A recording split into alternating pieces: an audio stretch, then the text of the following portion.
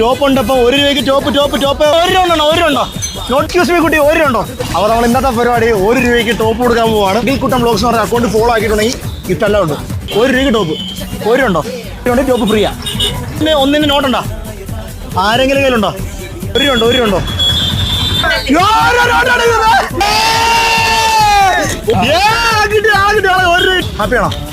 ഹാപ്പിയാണല്ലേ?